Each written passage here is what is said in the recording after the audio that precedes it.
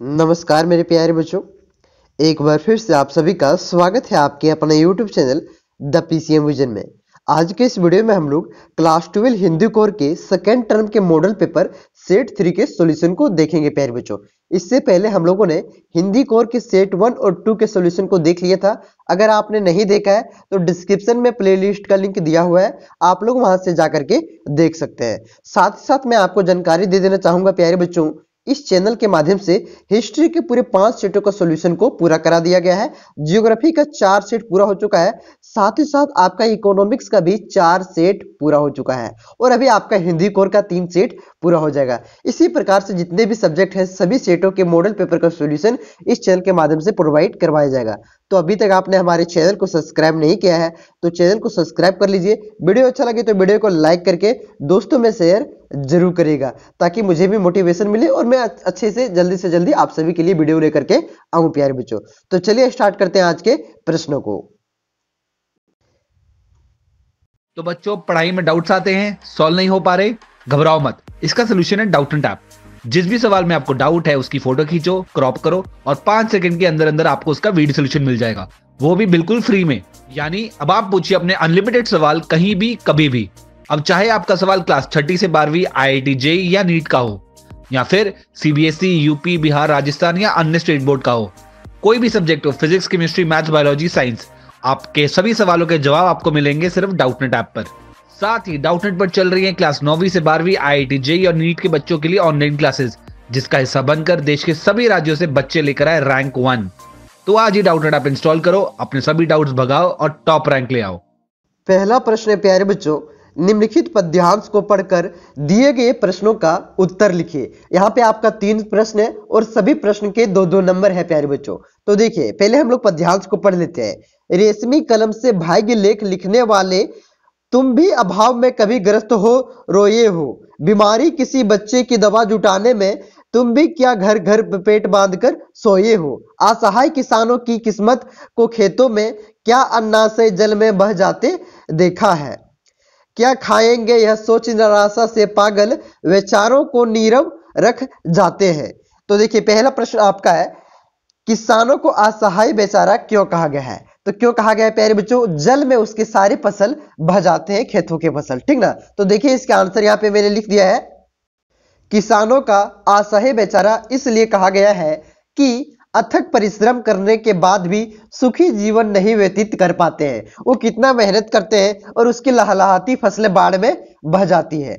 यही इस वजह से यहाँ पे किसानों को असहाय बेचारा कहा गया है। देखिए इसी में आपका दूसरा प्रश्न है, अभावग्रस्त जिंदगी का दर्शन कवि धनिकों को क्यों करवाना चाहता है। तो देखिए अभावग्रस्त जिंदगी का दर्शन कवि को इसलिए कराना चाहता है कि धनिकियों का साम्राज्य अभावग्रस्त जिंदगी पर ही टिकी रहती है, उन्हें दूसरों के बारे में सोचना चाहिए। ये आपका ख नंबर का आंसर हो गया। उसके बाद देखिए तीसरा प्रश्न है, सर्वहारा वर्ग के लोग निराश से पागल और नीरव क्यों हो जाते हैं। तो अभावग्रस्त होने के कारण सर्वहारा लोग, यानी कि जहां सभी से जो हार जाते हैं, वर्ग के लोग निराशा से पागल और नीरव हो जाते हैं। तो अभावग्रस्त के कारण हो जाते हैं प्यारे बच्चों। उसके बाद देखिए आप अब उसके बाद इसका अथवा में आपका गद्यांश दिया हुआ है, देखते हैं गद्यांश को। निम्नलिखित गद्यांश को पढ़कर दिए गए प्रश्न का उत्तर लिखिए। तो ये गद्यांश का ही आप लोग एग्जाम में बनाइएगा प्यारे बच्चों। कविता समझने में आपको थोड़ी परेशानी हो सकती है और साथ ही साथ उसके सटीक आंसर लिखने में भी परेशानी हो सकती है। आप लोग गद्यांश देखिए, यहाँ पे कहानी दिया हुआ है, इस कहानी को पढ़ लीजिएगा, ज्यादा हार्ड नहीं है और इसके बाद यहाँ पे इसका आंसर कर दीजिएगा। ज्यादा हार्ड नहीं है प्यारे बच्चों, अगर मैं बताऊंगा तो वीडियो लंबा हो जाएगा, इसलिए मैं जो आसान है मैं उसे छोड़ते चलूंगा, ठीक ना। देखिए आप यहाँ पे पहला प्रश्न है, कैसे मनुष्य सदैव जीवित रहते हैं। तो इसको आप लोग यहाँ पे देख सकते हैं। देखिए फर्स्ट में ये, जिस मनुष्य के संसार में कृति होती है वह सदैव जीवित रहते हैं, चाहे भले पार्थिव शरीर से इस संसार में रहा हो ना हो। तो यहाँ पे देखिए इसका आंसर दिया हुआ है, ठीक ना। तो यहाँ पे आप देख सकते हैं इसका आंसर, इसको पढ़िएगा आराम से। उसके बाद यहाँ पे अपने से आंसर लिखिएगा, यहाँ जो लिखा हुआ है उसे नहीं छाप दीजिएगा, मतलब आराम से अपने से तालमेल बैठा करके, ठीक ना।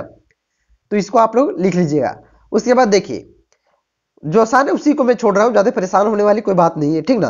निम्नलिखित में से किन्हीं 2 प्रश्नों का उत्तर लिखिए। पहला आपका यहाँ पे आपका यहाँ पे 4 प्रश्न दिया हुआ है प्यारे बच्चों, उन्हीं में से 2 प्रश्नों का उत्तर लिखना है। उसमें भी से क में आपका 2 प्रश्न है। इन अगर आप का लिखते हैं प्यारे बच्चों, तो क में से एक ही प्रश्न का लिखना है, मेरा प्रिय त्योहार, तो तकनीकी शिक्षा के बारे में।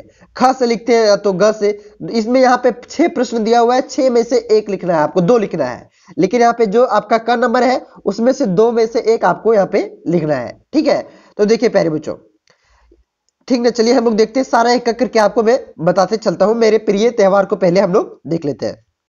भारत विविध संप्रदायों का देश है, मतलब यहाँ पे विभिन्न प्रकार के संप्रदाय पाए जाते हैं, हिंदू, मुस्लिम, जैन, ईसाई। ठीक ना, यहाँ विविध संस्कृति के रहने के कारण हमेशा कोई ना कोई त्योहार आते रहते हैं, जैसे होली, ईद, दिवाली, अरहुल, बकरीद इत्यादि। किंतु मेरा प्रिय त्योहार दीपावली है। दीपावली हिंदुओं का महत्वपूर्ण त्योहार है। यह कार्तिक मास के अमावस्या रात्रि के में मनाया जाता है। दीपावली वर्ष ऋतु की समाप्ति पर मनाई जाती है। धरती की कीचड़ और गंदगी समाप्त हो जाती है, अतः लोग अपने घरों दुकानों में पूरी साफ सफाई करते हैं ताकि सीलन, कीड़े मकोड़े और अन्य रोगाणु नष्ट हो जाए। दीप जलाने का कोई शायद यही लक्ष्य रहा होगा कि वातावरण में सब रोगाणु नष्ट हो जाए। दीपावली वाले दिन श्री रामचंद्र जी रावण की संहार करने के पश्चात वापस अयोध्या लौटे थे। तो यहाँ पे कुछ हार्ड नहीं है, इसे आप लोग पढ़ते चलिए प्यारे बच्चों। देखिए कुछ इसमें समझने वाली बात नहीं है, जो आप बचपन से पढ़ के आ रहे हैं उसी को यहाँ पे लिखना है। ठीक ना, कुछ बच्चे परेशान हो रहेंगे, सर बताते नहीं बताते नहीं। देखिए बेटा, जो जरूरी है आगे उसे मैं बताते चलूंगा, तो इसका स्क्रीनशॉट आप लोग ले लीजिए, नहीं तो इसका पीडीएफ में यहाँ पे दे दूंगा। ठीक है, स्क्रीनशॉट ले लिए। अब देखिए उसके बाद है आपका अथवा मिथ्या तकनीकी शिक्षा। ठीक ना, तो सारा मैंने लिख दिया है प्यारे बच्चों, जहां समझाने का रहेगा मैं समझाऊंगा, ये थोड़ा समझाने का है। तकनीकी शिक्षा, टेक्नोलॉजी एजुकेशन। ठीक ना, तो देखिए आजादी के बाद ही शिक्षा की प्रारंभिक प्रणाली बदलने की कयावत शुरू हो गई। प्रारंभिक शिक्षा प्रणाली में मेघा एकमात्र पैमाने रटत विद्या थी, मतलब सारा रट के तैयार करते थे। ठीक ना, जैसे बहुत सारे बच्चे आपके में आपके दोस्त उसमें भी होंगे जो रट लेते, समझने का बात ही नहीं करते। भाई समझिएगा तो अच्छा से और ज्यादा लिख सकते हैं। ठीक है, तो समझने का आप लोग प्रयास कीजिएगा, रटंती विद्या पे नहीं जाइएगा। हमारे देश में असीमित बेरोजगारी की समस्या, तो दूसरी ओर कुशल मानव संसाधन की कमी है। रोजगारोन्मुख शिक्षा की तकनीकी शिक्षा को शामिल किया गया है। तकनीकी शिक्षा के माध्यम से देश के युवाओं को प्रशिक्षण दे करके उनको हुनर सिखाया आगे बढ़ाया जाता है। देश के युवा बढ़ेंगे तभी हमारे देश का विकास होगा। तो तकनीक जो टेक्नोलॉजी प्यारे बच्चों, हुनर की शिक्षा देना बहुत ही ज्यादा जरूरी है। तो वही यहाँ पे लिखा हुआ है, तकनीकी शिक्षा कई तरह से समस्याएं भी हमने देखने को मिलती है। हमारे देश में इस शिक्षा के प्रति लोगों का दृष्टिकोण उचित नहीं है। शिक्षा में अनुयुक्त माध्यम के समस्या अंग्रेजी को लेकर के बढ़ती है। हिंदी भाषी छात्रों के विषय समझने में कठिनाई होती है। तकनीकी शिक्षा संस्थाओं की सदुपयोग, प्रशिक्षित अध्यापक नहीं मिल पाने के कारण विद्यार्थी इससे वंचित हो जाते हैं। तो यही वही लिखा हुआ प्यारे बच्चों, बेरोजगारी की समस्या क्यों है, तकनीकी शिक्षा से इसे किस प्रकार से हल कर सकते हैं। देखिए तकनीकी शिक्षा की अत्यंत आवश्यक है। कुशल लोग बेरोजगारी नहीं होते, मतलब जो किसी भी कार्य में सक्षम होते प्यारे बच्चों, मान के चलते कोई बड़ी कार्य में, ये भी टेक्नोलॉजी है आपका एक तरह से। ठीक ना, कोई भी अगर कोई मोबाइल बनाने जानता है, कोई और कुछ करने जानता है, जिसके पास टेक्निक है, वो कुशल है किसी भी क्षेत्र में, तो वो बेरोजगार नहीं रहते हैं। देखिए वही यहाँ पे आपका लिखा हुआ है, डॉक्टर, इंजीनियर, टेक्नीशियन, कारीगर आदि ज्ञान देश समाज के विकास के गति प्रदान करता है। तो जो यहाँ पे कारीगर था प्यारे बच्चों, ये आपका बड़ी उड़ी आ जाएगा। ठीक ना, आपके पास कुछ भी तकनीक है तो आप कमा के खा सकते हैं। इस वजह से रटंती विद्या में मत जाइए, समझने का प्रयास कीजिए। अतः उपसंहार स्वरूप हम कह सकते हैं कि तकनीकी शिक्षा अपने ज्ञान और अनुभव से प्राप्त प्रतिभा का सृजन करता है। किसी भी राष्ट्र की प्रगति कुशल लोगों के हाथों में निर्भर करती है। मतलब पढ़े लिखे जो टेक्नोलॉजी के क्षेत्र में आगे प्यारे बच्चों, मतलब जिसके पास तकनीक है उसी के हाथों में हमारी प्रगति निर्भर करती है, देश की प्रगति हमारी नहीं। यातायात नियंत्रण हेतु एक संबंधित अधिकारी को पत्र लिखना है। यातायात में किस प्रकार से गड़बड़ियां हो रही है प्यारे बच्चों, जैसे देखते नहीं, गाड़ी देख ले, बिल पर देख ले, यातायात नियमों का पालन नहीं की जा रही, और इस गड़बड़ियों के बारे में आपको एक अधिकारी को पत्र लिखना है। तो पहले आप लोग लिख समझिए कि पत्र कैसे लिखा जाता है। तो आप लोग यहाँ पे देखिए, सेवा में तो सभी में लिखते होंगे, जिसके पास लिखना है उसको यहाँ पे लिख दीजिए, एड्रेस लिख दीजिए। विषय आपको यहाँ पे एक लाइन छोड़ लीजिएगा, ठीक है, एक लाइन छूटा नहीं है, एक लाइन आप लोग छोड़ लीजिएगा। एक लाइन छोड़ने के बाद यहाँ पे विषय बदहाल यातायात व्यवस्था में सुधार के संबंध में। पूरी तरह से यातायात बिगड़ चुका है, बदहाल है स्थिति, आप लोगों ने सुना होगा। तो कुछ नियम का पालन नहीं हो रहा है, उसी के संबंध में यहाँ पे लिखेगा। उसके बाद यहाँ पे महोदय लिखेगा, एक लाइन छोड़ के आप लोग या तो एक लाइन सटा के यहाँ से ऊपर, फिर उसके बाद ये आजकल की सड़कों पर वाहन की संख्या दिन प्रतिदिन बढ़ती जा रही है, इसके कारण जाम की स्थिति उत्पन्न हो जाती है। वही सड़क दुर्घटना की संख्या का ग्राफ भी ऊपर उठता जा रहा है। यातायात व्यवस्था सुचारू नहीं होने के कारण कहीं भी समय पर पहुंचना लगभग असंभव हो गया है। कोई यातायात का पालन कर भी नहीं करता तो गड़िए जाम लग जाता है, समझे ना बात को। तो वही यहाँ पे लिखा गया है प्यारे बच्चों, ज्यादा पढ़ने वाली कोई बात नहीं है। उसके बाद साली आप लोग समझ लीजिए, फिर यहाँ से लिखिएगा, फिर पैराग्राफ चेंज कीजिएगा, ठीक ना। समझिए, इस तरह से समझ लीजिएगा तो कुछ भी लिखने को आएगा तो आप लिख दीजिएगा, यही जरूरी नहीं है आपके बोर्ड एग्जाम में आ जाएंगे, ठीक ना। देखिए, ट्रैफिक नियमों की सुचारू व्यवस्था नहीं होने के कारण सड़क दुर्घटना हो जाने का आज एक सामान्य सी बात हो गई है। ट्रैफिक सिग्नल और वन वे ट्रैफिक, मतलब जो आपका टू लाइन नहीं, वन लाइन है रोड है प्यारे बच्चों, जिसमें आते हैं जाते हैं गाड़ी। टू लाइन में आपका देखिएगा बीच में इस तरह से दिया होगा, एक तरफ से जाएंगे एक तरफ से आएंगे, मतलब ठीक ना, एक तरफ से जाएंगे एक तरफ से आएंगे, उसको टू लाइन कहते हैं। फोर लाइन भी होता है, ठीक ना। तो वन लाइन में काफी दिक्कतें होती है, वही यहाँ पे लिखा हुआ है। ट्रैफिक सिग्नल और वन वे ट्रैफिक की कारगर व्यवस्था से की ही स्थिति नियंत्रण करना संभव होगा। मंचले सड़कों के द्वारा तेज रफ्तार से बिना हेलमेट ड्राइविंग पर रोक लगाना आवश्यक है। नियमों का उल्लंघन करने वाले को सख्ती से पेश आना होगा। देखिए, आपके आसपास में होंगी, कोई एक आध होगा पागल लेफुआ, समझते हैं, कहते लेफुआ गांव में, तो वैसा भी है प्यारे बच्चों, जो गाड़ी घुमच के चलाएंगे दिखाने के लिए, वही सब मतलब गिरबो नहीं करते, गिरते तो अच्छा भी होता ना। तो वही यहाँ पे देखिए मंचले है, वही मंचले क्या हो सकते हैं, बिना हेलमेट के गाड़ी तेज चलाते हैं, वही लिख देना आपको। उसके बाद लिखना है आपसे यहाँ पे अथा आपसे सभी ने आग्रह है कि सुगम यातायात यानी कि बढ़िया यातायात व्यवस्था के लिए त्वरित एवं प्रभावी कार्रवाई करें, ठीक ना। तो उसके बाद दिनांक यहाँ पे आपको लिख देना है प्यारे बच्चों, और यहाँ पे आपको भवदीय लिखना है, ठीक ना। भवदीय आपका नाम और यहाँ पे आपका पता लिख देना, आपका नहीं, कुछ भी पता कुछ भी नाम लिख दीजिएगा। तो यहाँ पे लिखिएगा, जो यहाँ पे टाइपिंग मिस्टेक हो गया इसको यहाँ पे आप उठाइए और इसको यहाँ पे कर दीजिए, ठीक ना। तो यहाँ पे आप लिख लीजिएगा, टाइपिंग मिस्टेक है थोड़ा, ठीक है। उसके बाद देखिए, ग में है अपने क्षेत्र के विद्यालय में शिक्षा व्यवस्था का चिंता व्यक्त करते हुए दैनिक समाचार पत्र के संपादन को पत्र लिखिए। यहाँ पे देखिए, समाचार पत्र के संपादक को पत्र लिखने का किसी भी क्षेत्र में आपसे आ सकता है, कोई भी समस्या है तो आपको वहां पे पत्र लिखना है। तो मैंने आपको सेट 1 सेट 2 में भी बताया है प्यारे बच्चों किस प्रकार से आपको पत्र लिखना है। तो देखिए, सेवा में संपादक हिंदुस्तान समाचार पत्र, ठीक ना। दैनिक मतलब क्या होता है, प्रत्येक दिन जो पेपर आता है उसमें यहाँ पे आपको उसके संपादक के पास वहां पे लिखना है। तो यहाँ पे देखिए, सेवा में संपादक हिंदुस्तान समाचार पत्र। उसके बाद यहाँ पे विद्यालय में शिक्षा व्यवस्था लिख दीजिएगा विषय, जिस प्रकार से पहले आप लोगों ने अभी अधिकारी के पास पत्र लिखा कि नहीं लिखा, अरे हम लिखे ना, देखा ना तुम लोग, हाँ बस, तो समझ लो वही। तो विद्यालयों की में शिक्षा व्यवस्था विषय लिख दीजिएगा, बदहाल शिक्षा व्यवस्था, तो कोई भी क्या लिखा वो बोला है देख लीजिए बरोबर आप लोग। तो यहाँ पे क्या बोला है, विद्यालयों की शिक्षा व्यवस्था पर चिंता व्यक्त करते हुए, मतलब बदहाल शिक्षा व्यवस्था, वो लिख दीजिएगा। चिंता कब व्यक्त करेंगे, जब कुछ खराबे होगा तभी चिंता व्यक्त करेंगे, बदहाल है स्थिति तभी चिंता व्यक्त कर रहे हैं, तो लिख दीजिएगा आप लोग यहाँ पे। उसके बाद यहाँ लिख दीजिएगा, महोदय मैं इस पत्र के माध्यम से शिक्षा पदाधिकारियों तक विद्यालय की शिक्षा व्यवस्था की तरफ ध्यान आकर्षित कराना चाहता हूँ। आशा है कि आप इसे प्रकाशित करके जन संवाद, यहाँ पे संवाद होगा, में सहयोग करेंगे, सभी तक संवाद करने में सहयोग करेंगे, ठीक ना। उसके बाद एक पैराग्राफ चेंज कीजिएगा। आज सरकारी विद्यालय का पठन पाठन चौपट हो गया है। कोई भी विद्यालय के प्रधानाचार्य हो या अध्यापक समय पर विद्यालय नहीं आते हैं। छात्राओं की उपस्थिति भी 20% तक होती है। अभिभावक द्वारा छात्राओं को स्कूल जाने के बाध्य करने पर वे कहते हैं कि अध्यापक ही नहीं आते तो पढ़ाई कैसी होगी। इसका लाभ उठाकर बच्चे इधर उधर घूमने में समय व्यतीत कर लेते हैं। यदि ऐसा ही रहा तो विद्यार्थियों का विकास रुक जाएगा। आज छात्राओं ही देश और परिवार समाज के लिए आदि धरोहर है। तो इसी तरह से लिखिएगा, था मेरी अनुरोध है कि आप इसे छापने का प्रयास करें, चुस्त बनाए और मुक्त रखने का अथाशीघ्र कार्रवाई करें। ये ठीक है। तो यहाँ पे आप लोग दिनांक लिखिएगा, ये भवदीय को उठा करके यहाँ कर दीजिएगा, ठीक है, क्लियर है। उसके बाद देखिए, अपने विद्यालय में वार्षिक उत्सव पर एक प्रतिवेदन लिखना है, ठीक ना। तो देखिए प्यारे बच्चों, मैंने प्रतिवेदन लिख दिया है, आप लोग यहाँ पे देख सकते हैं। हम लोग टीचर डे पर लिखे हुए हैं, आप लोग किसी पर लिख सकते हैं। वार्षिक उत्सव जैसे हो गया आपका विद्यालय का एनुअल फंक्शन होता है, जिसे विद्यालय की स्थापना दिवस आप लोग मना सकते हैं, और भी कई प्रकार के सम्मेलन होते हैं, मातृ सम्मेलन, सब उस पर भी आप लिख सकते हैं।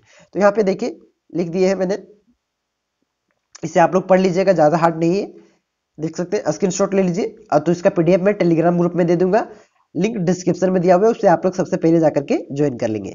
जिस प्रकार से मैंने लिखा है उसी प्रकार से आप लोग लिख लीजिएगा, ठीक ना। तो ज्यादा समझने वाली इसमें कोई बात नहीं है, आप लोग इसे लिख लीजिएगा। उसके बाद देखिए, निम्नलिखित में से किसी एक काव्य का सौंदर्य लिखिए। तो चलिए हम लोग काव्य को पहले देख लेते हैं।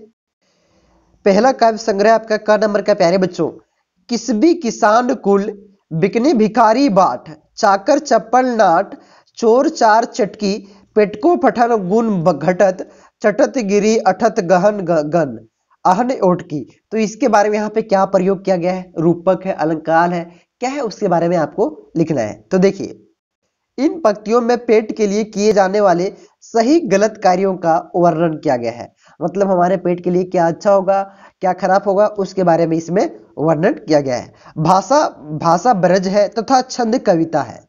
तो कैसी भाषा है, ब्रज भाषा है और छंद कविता है। यह अनुप्रास अलंकार का सुंदर प्रयोग किया गया है। कौन से अलंकार का, अनुप्रास अलंकार का प्रयोग किया गया है। अब देखते हैं हम लोग ख नंबर को।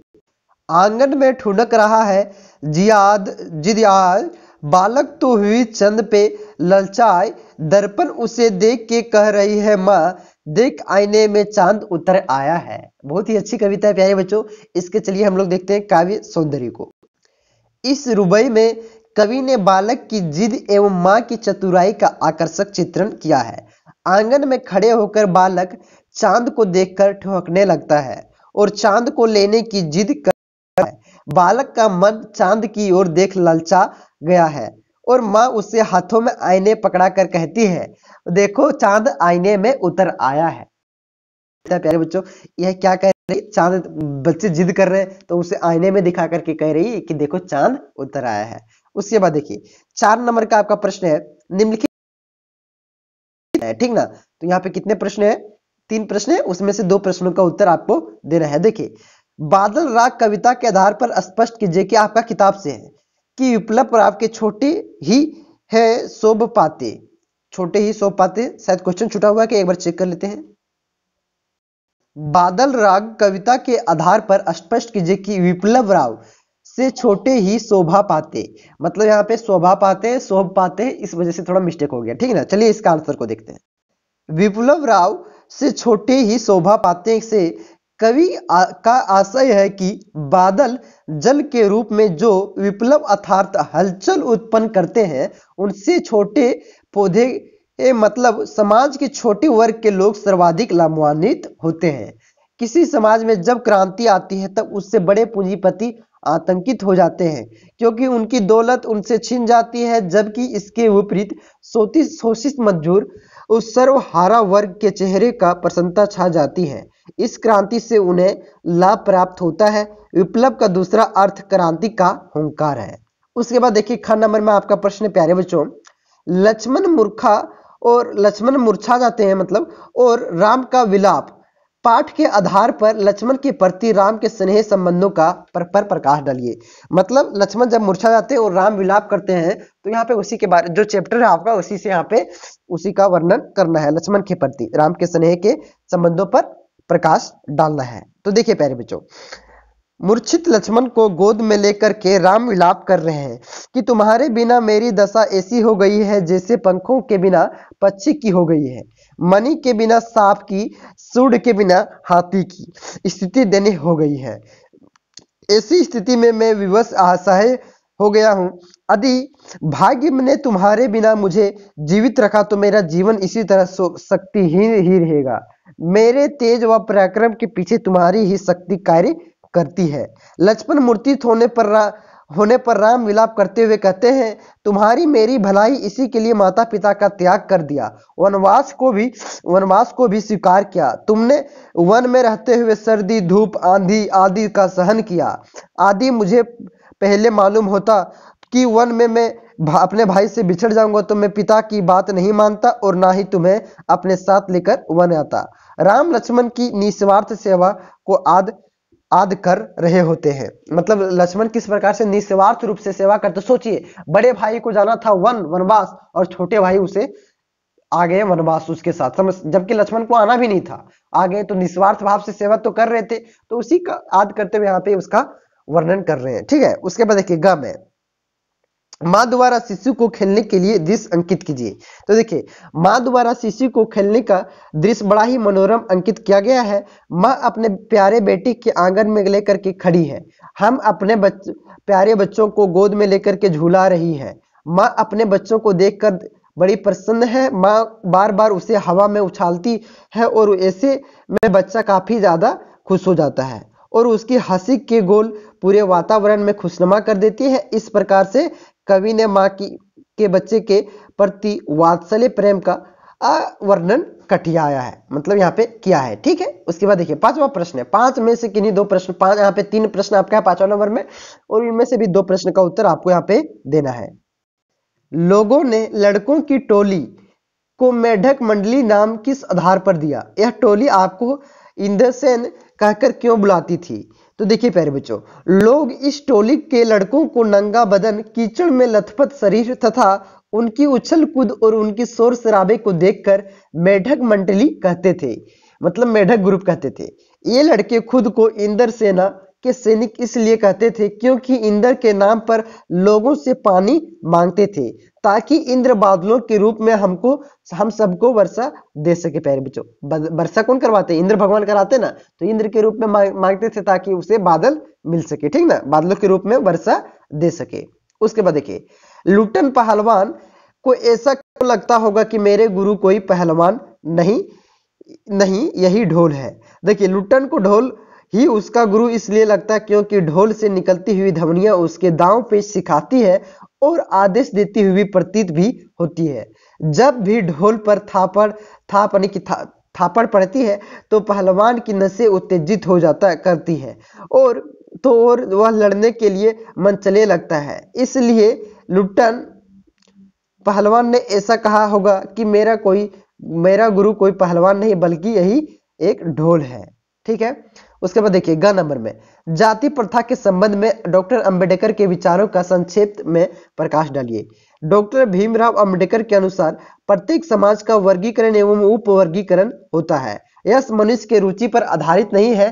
किसी भी समाज में माता पिता पहले ही बच्चों को पेशे के निर्धारित कर देते हैं, लेकिन परेशानी की बात तो यह होती है जब इस वर्गीकरण के चलते वहां ऐसे साँचों में ढल जाते हैं एक दूसरे के वर्ग को लोगों को ना अंदर जा सकते हैं और ना बाहर आ सकते हैं। ये जाति का शिकंजा है और इसे खत्म किए बिना कोई तरक्की नहीं की जा सकती। मतलब छुआछूत को जो है प्यारे बच्चों, उसे जातिवाद को खत्म किए बिना कोई तरक्की नहीं की जा सकती। उसके बाद देखिए, निराला और फणीश्वरनाथ नाथ रेणु की किन्हीं दो रचनाओं को देखिए। पहले निराला का मैं बता देता हूं।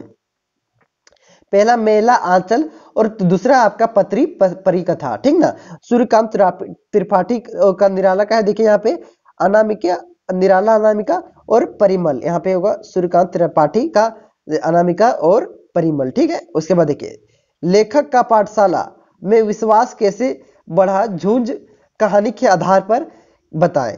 तो झुंझ कहानी में आप लोगों ने पढ़ा होगा तो आपको मालूम होगा प्यारे बच्चों, पाठशाला के विश्वास कैसे बढ़ जाता है, पाठशाला के प्रति लेखक का विश्वास कैसे बढ़ जाता है, बड़ा उसको यहाँ पे लिखना है। तो देखिए यहाँ पे इसको आप लोग पढ़ लीजिए, ज्यादा हार्ड नहीं है। देख सकते हैं, जब लेखक वसंत पाटिल के साथ दूसरे लड़कों के सवाल जांचने का काम मिला, ठीक ना, तभी बढ़ जाता है। तो यहाँ पे मैंने लिख दिया, ज्यादा हार्ड नहीं, इसे आप लोग पढ़ लीजिएगा, वीडियो लंबा हो रहा है। ठीक है, डायरी के पन्ने के आधार पर एन ए फ्रैंक, देखिए आपका जो चैप्टर है डायरी के पन्ने, उसमें एन ए फ्रैंक है प्यारे बच्चों के व्यक्तित्व की 3 विशेषताओं पर प्रकाश डालिए। तो पहला देखिए 3 विशेषताएं, अद्यपि एन ए की आयु बहुत ही कम थी, इसके बावजूद वह अपने सक्षम उपस्थिति परिस्थितियों का काफी सतर्क दृष्टि से रखती थी। वह सोचती थी कि एन एक मननशील लड़की थी, एन एक बौद्धिक रूप से सक्रिय लड़की थी, तभी उसने अपने आप अनुभव आत्मा शिवर्क से डायरी लिखने में सफल हो पाई। उतनी छोटी बच्ची डायरी लिख रहे हैं, अभी आप लोग नहीं लिख रहे होंगे, हम भी नहीं लिखते हैं, सोचिए उतनी छोटी बच्ची डायरी लिखी तो बड़ी बात है। एन ए फ्रैंक स्त्रियों की शिक्षा का पदधार थी प्यारे बच्चों। देखिए झूठ कहानी के माध्यम से लेखक ने क्या सीख दी है उसको यहाँ पे आपको बताना है। तो देखिए 8 नंबर का आपका प्रश्न है,